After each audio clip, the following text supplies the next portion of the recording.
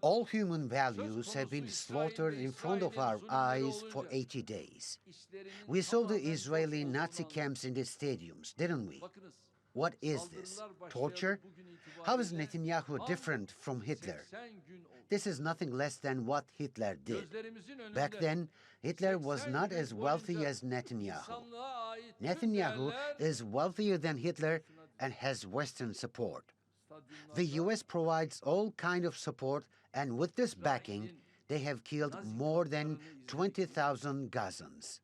As Turkish Muslims, we support the victims.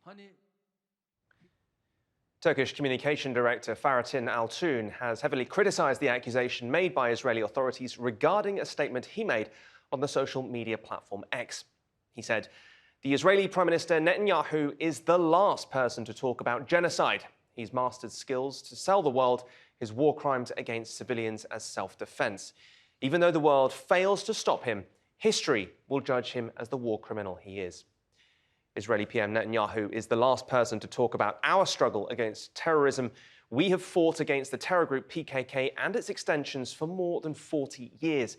Kurdish people in Turkey themselves fought against the PKK that indiscriminately kills civilians and children, just like Netanyahu. We call on the international community to unite around our efforts to achieve an immediate ceasefire and a lasting peace. We've been doing our part and will continue to do so regardless of political attacks and defamation levelled against Turkey. We will continue to speak the truth. For more on this, I'm now joined by Mehmet Celik. He is the editorial coordinator of the Daily Sabah online newspaper. Mehmet, tell us more about this, what we should make of it. You know, I find it very challenging to comment on such a message sent on X. But let me try. If we were to if we were to analyze this message he sent, I think on two levels we should be looking at it. First, who is sending this message, which has claims against Mr. Erdoğan?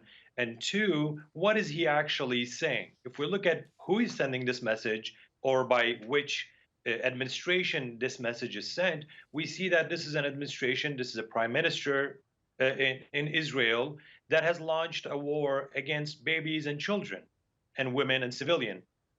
This administration has killed more than 20,000 civilians since October 7th. Secondly, if we were to look at the message that actually, the claims that there are, we see that these are some illogical, irrational, unfounded messages against Mr. Erdoğan, particularly when it comes to the Kurds and Turkey's fight against the PKK terrorist organization. I think one of the biggest mistakes that the international media or some of these who make these claims against Mr. Erdoğan is that they don't differentiate between the Kurds and the PKK terrorist organization. Turkey has launched a very successful war and has suffered a lot from this fight against terrorists, which has been going on for 40 years. This, of course, is not a fight against the Kurds. But I mean, I find it a little absurd to even to defend Turkey's fight against terrorism and relate this to Netanyahu's message, because they are totally unrelated issues.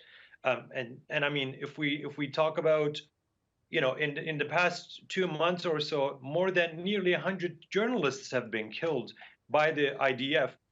So I think this message and these claims, which Netanyahu has put out there, I find them absurd to even comment on, as he is one of the most, I think, persons on earth at this point to be talking about human rights, to be talking about international human rights, to be talking about moral and ethics, where he has crossed all of them, as he has shown with the war, with the Israeli invasion in Gaza. But this is not something that it has emerged only since October 7th and the war in Gaza. I think this psyche has been existing for nearly 7 decades, with the occupation, oppression, and dispossession of Palestinians from their lands and from their territories, from their rights, in addition to the lives that have been taken for almost 7 decades now. Mehmet, we heard a moment ago about the waning influence of diplomacy in this situation. So that was in the context of Jordan and Egypt. But if diplomacy is going to have any sort of effect on this situation in Gaza, how crucial is Turkey's role going to be in that? I mean, Turkey is one of the key players, actually, when it comes to this mediation through diplomacy, if there is any room left for that with the administration in Tel Aviv at the moment. However, Turkey has close links.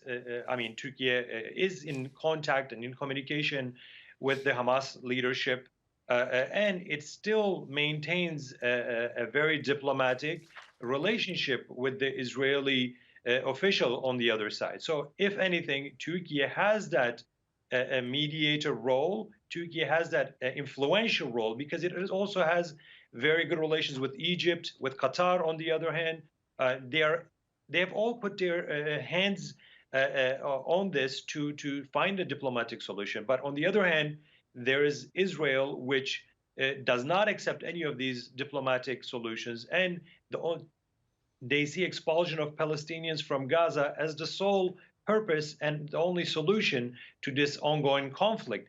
And I think, because there is no room left for diplomacy, they leave no room for diplomacy. Unfortunately, every day we keep seeing more lives taken from the Gazan families, Gazan mothers, Gazan children. So Turkey has this strong, active, and at the very least, strong willingness to put diplomacy at work. But when there is, one side that does not compromise or does not see diplomacy as a solution, but see an end to all Palestinians in Gaza as the sole aim, diplomacy becomes very difficult to actually make it work in this situation. It's difficult to shake the idea that diplomacy itself is under the microscope here, isn't it? Mehmet Celik talking to us there. Mehmet, many thanks.